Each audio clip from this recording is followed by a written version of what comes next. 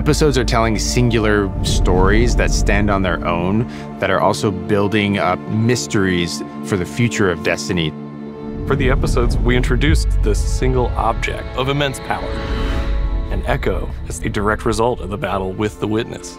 All of the darkness that was holding it together exploded out, colliding with the matter-making properties of light, manifesting all of these different memories inside of the witness. This collision of darkness and light created this explosion, and so these echoes spread across the galaxy.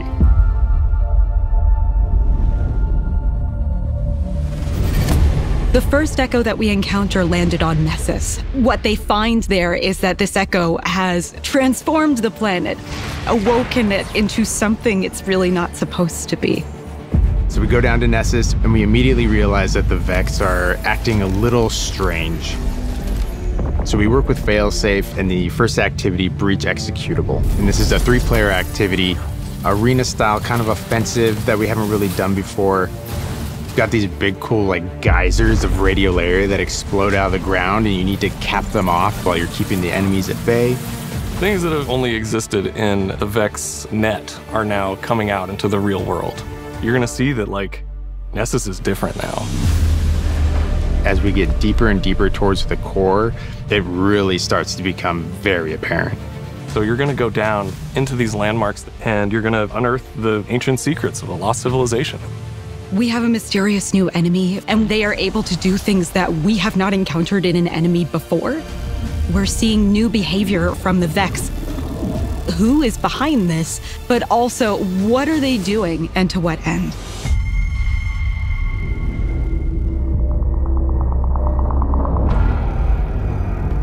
Revenant is going to be very Fallen themed. The Fallen don't have a home planet anymore. Reese has been gone for a long time, and they've been looking for a new home across the galaxy.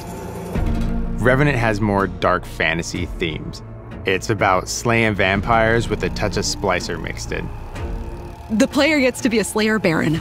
We'll learn that in Elixni culture, this was a role that was reserved for the most renowned monster hunters. For that one, we took a really hard lean into the vampire hunter fantasy.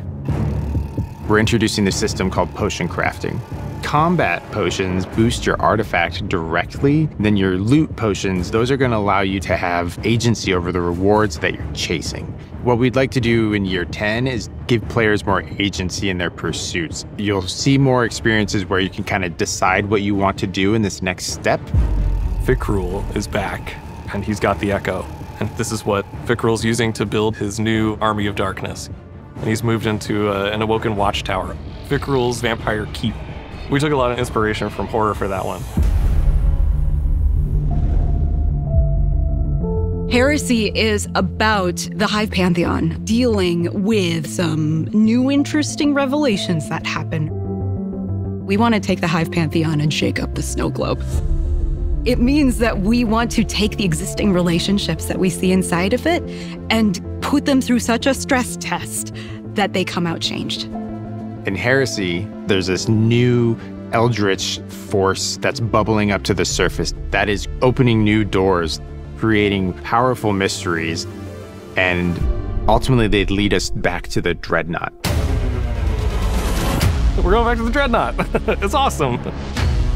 Some fans might think we've forgotten about the Dreadnought completely, but we're going to give it a whole new purpose.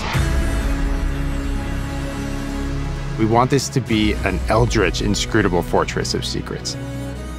The peeling that you'll see on the Dreadnought, the weapons themselves are peeling back to reveal a new, spooky, bony front.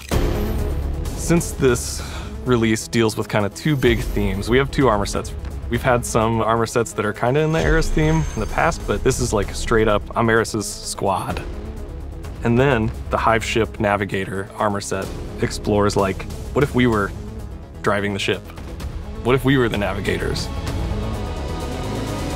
If you really liked Shattered Realm, if you really liked the Coil, you're going to love this new Dreadnought activity. With every episode, there are a ton of interesting twists and turns that I don't think anybody's really going to suspect. We haven't seen anything like this in Destiny before, and I'm excited to get after it.